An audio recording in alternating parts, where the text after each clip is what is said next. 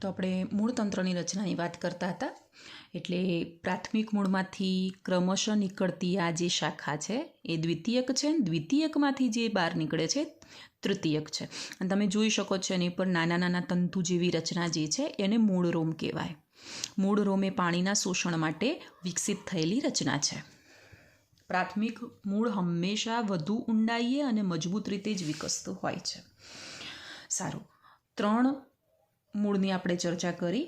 ભ્રૂણ મૂળ, પ્રાથમિક મૂળ, દ્વિતીયક મૂળ અને તૃતીયક મૂળ. હવે જોઈએ સોટીમય મૂળતંત્ર, ટેપ રૂટ સિસ્ટમ. તો પ્રાથમિક મૂળ અને તેની પાર્શ્વીય શાખાઓ મળી જે મૂળતંત્રની રચના કરે તેને સોટીમય મૂળતંત્ર કહેવાય. તેની અંદર પ્રાથમિક મૂળ વધુ મજબૂતપણે જમીનની અંદર ઉતરે અને તેની સાથે દ્વિતીયક અને તૃતીયક શાખાઓનો પણ સારી રીતે વિકાસ થાય તેને જ સોટીમય મૂળતંત્ર કહેવાય. અને સોટીમય મૂળતંત્ર એ દ્વિદળી વનસ્પતિની લાક્ષણિકતા છે. અને સોટીમય મૂળતંત્ર ધરાવતી વનસ્પતિને જમીનની અંદરથી આપણે સહેલાઈથી નીકાળી ના શકીએ, કારણ કે બહુ મજબૂત મૂળતંત્રની રચના કરે છે. આ આખું સોટીમય મૂળતંત્ર કહેવાય. આ તમને પ્રાથમિક મૂળ જે છે બહુ જ ઊંડું ઉતરેલું આપણને જોવા મળે અને મજબૂતપણે વિકાસ પામેલું હોય છે. તો એને આપણે સોટીમય મૂળતંત્ર કહીશું. અને આ જે છે એ દ્વિદળી વનસ્પતિની લાક્ષણિકતા છે. દ્વિદળી વનસ્પતિમાં જોવા મળે છે આ વસ્તુ, આ મૂળતંત્ર.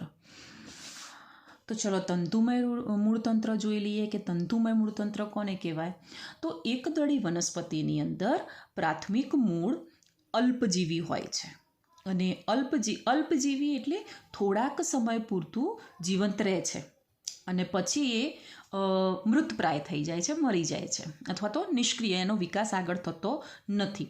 એટલે આ પ્રાથમિક મૂળ અલ્પજીવી હોવાના કારણે પ્રકાંડના તલભાગેથી નવા મૂળ ઉદ્ભવે છે.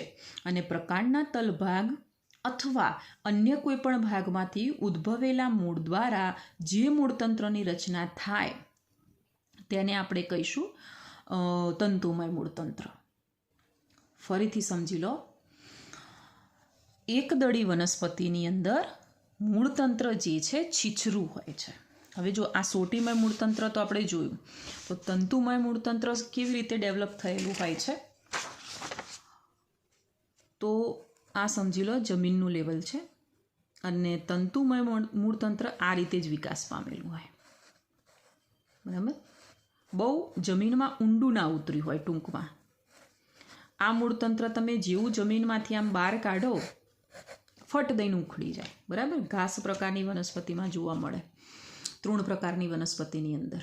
એટલે આ આમ સમક્ષિતિજ દિશામાં વિકસેલું હોય, આમ હોય, જમીનની પેરેલલ હોય, જમીનની સમાંતરે હોય. જ્યારે સોટીમય મૂળતંત્ર શું હોય, બહુ ઊંડું ઉતરેલું હોય અને ઊંડું જેમ હોય એમ મજબૂતાઈ વધુ હોય.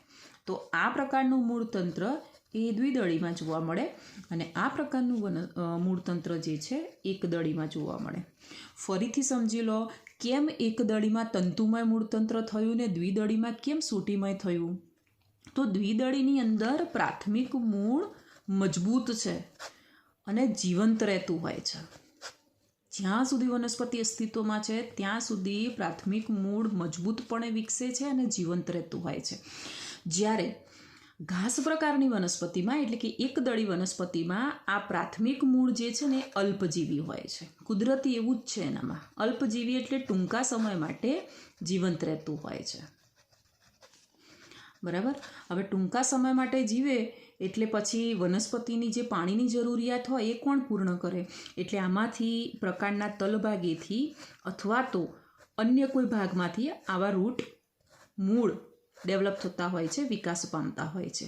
અને આ જે મૂળતંત્ર છે એને તંતુમય કહેવાય. બહુ મજબૂત ના હોય આ મૂળતંત્ર. અને આ જે છે સોટીમય કહેવાય છે.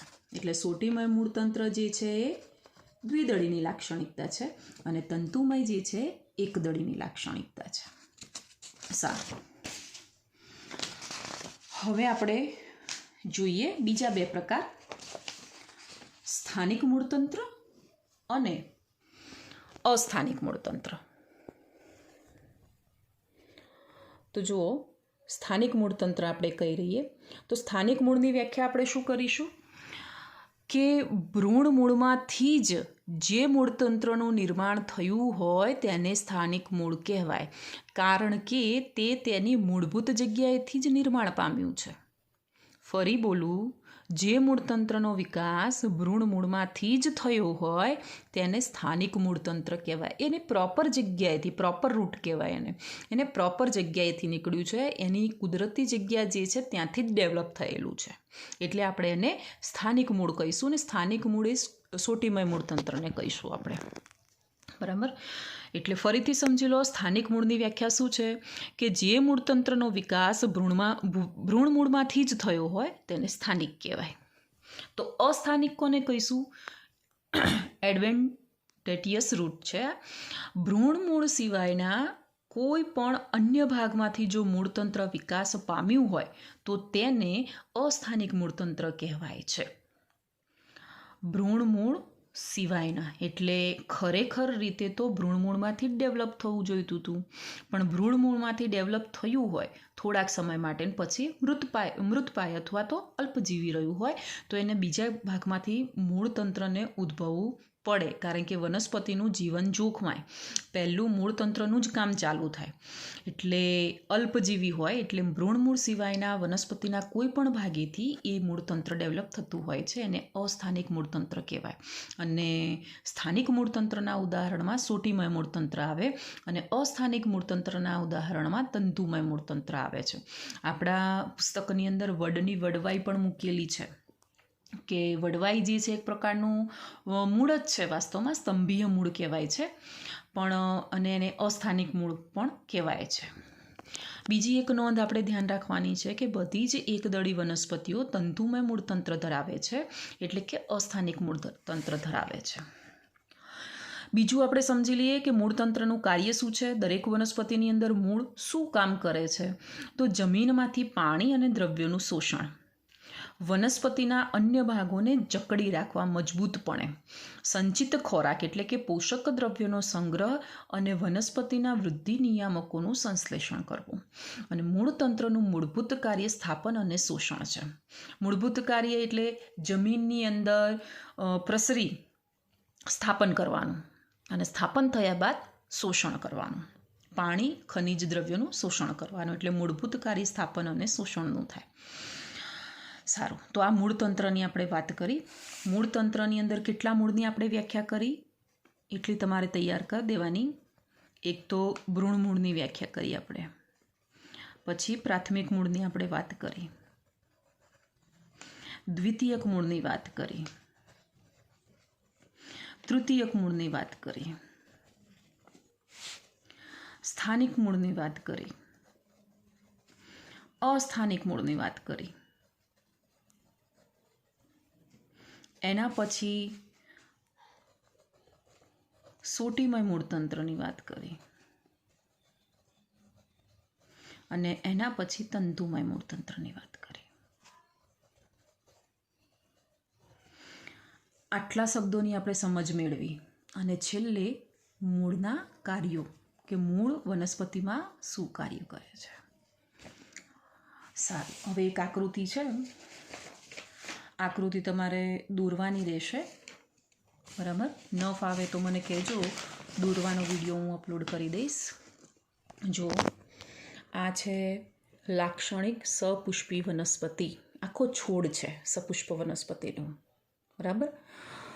તો તમે જોઈ શકો છો પર્ણ દોર્યા છે આપણે, પ્રકાંડ છે, મૂળ છે. થોડુંક જાણતા હશો, થોડાક શબ્દો નવા છે એ સમજી લો તમે. તો જુઓ,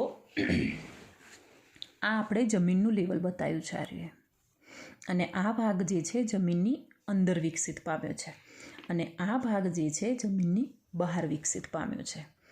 એટલે જમીનની બહાર વિકસિત થયેલા ભાગને હવાઈ ભાગ કહીશું. હવાની અંદર રહેતો ભાગ જે છે હવાઈ ભાગ અથવા તો પ્રરોહતંત્ર કહેવાય, બંને નામ છે આના. જ્યારે જમીનની અંદર જે ડેવલપ થાય છે એને ભૂમિગત ભાગ કહીશું. ભૂમિગત એટલે જમીનની અંદર, અથવા તો મૂળતંત્ર પણ કહી શકો તમે. એટલે જુઓ, મૂળથી આપણે શરૂઆત કરીએ. આ પ્રાથમિક મૂળ છે, એમાંથી નીકળેલી બ્રાન્ચ જે છે દ્વિતીયક મૂળ છે. દ્વિતીયક મૂળમાંથી નીકળેલી શાખાને આપણે તૃતીયક મૂળ કહીશું, અને આ નાના નાના વાળ જેવા જે પ્રવર્તું છે ને મૂળરોમ કહેવાય.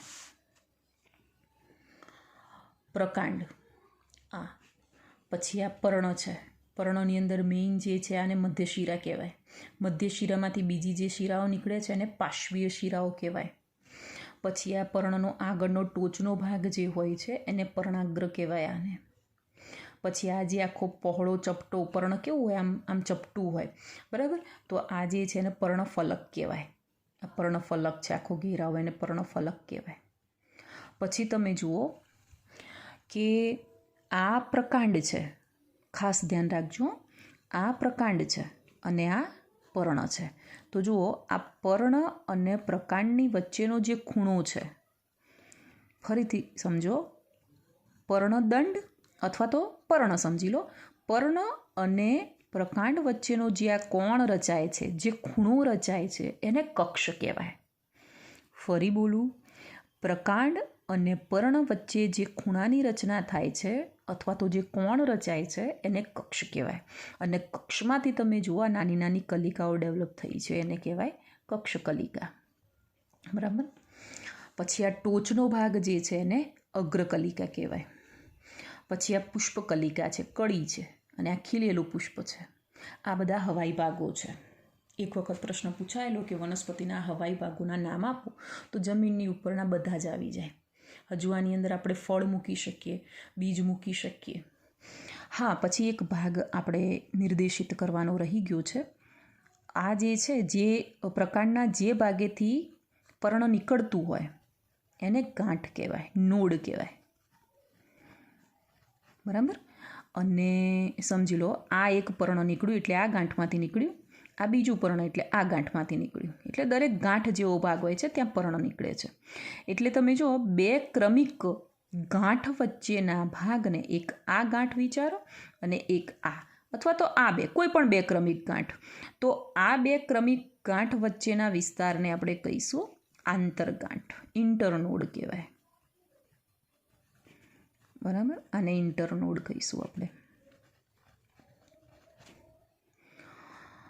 કક્ષકલિકામાં ખ્યાલ આવી ગયો હશે. ગાંઠની અંદર ખ્યાલ આવી ગયો. ગાંઠ કોને કહીશું? પ્રકાંડના જે ભાગેથી પર્ણનો ઉદ્ભવ થાય એને ગાંઠ કહેવાય. બરાબર. આવી બે ક્રમિક ગાંઠ વચ્ચેના વિસ્તારને આંતરગાંઠ કહેવાય. સારું, તો આ પ્રકારની તમારે આકૃતિ દોરવાની રહેશે અને નામ નિર્દેશન કરવાનું રહેશે. બીજી એક તમને વાત કરી દઉં કે આકૃતિ જ્યારે પણ દોરો, અહીંયા થોડુંક મારે વિક્ષેપ, એટલે કે પુષ્પ આ સાઈડે દોરાઈ ગયા છે એટલે મારે બે નામ નિર્દેશન આ બાજુ કરવા પડ્યા. પણ જ્યારે કોઈ પણ આકૃતિ દોરો તો આકૃતિ એક સાઈડ દોરવાની અને નામ નિર્દેશન એક સાઈડે કરવાના. બરાબર. બની શકે ત્યાં સુધી ડાબી સાઈડે આકૃતિ દોરી છે તો જમણી સાઈડે નામ નિર્દેશન, અથવા તો આ સાઈડે આકૃતિ દોરો તો આ સાઈડે નામ નિર્દેશન. ટૂંકમાં નામ નિર્દેશન આમ ફરતા ગોળ ગોળ નહીં કરવા, એક જ સાઈડ રાખવા. હા, હૃદય જેવી ને કે મૂત્રપિંડ જેવી જો કદાચ આકૃતિ આવે, મસ્તિષ્કની આકૃતિ આવે તો થોડા આપણે આગા પાછા કરવા પડે, પણ જનરલી એક જ નિયમ રાખવાનો કે આકૃતિ એક સાઈડ દોરી અને નામ નિર્દેશન એક તરફ જ કરવું. સારું, તો આ આકૃતિ તૈયાર કરવાની રહેશે. આટલે સુધી આપણે રાખીએ છીએ. મૂળની રચના પૂર્ણ થઈ.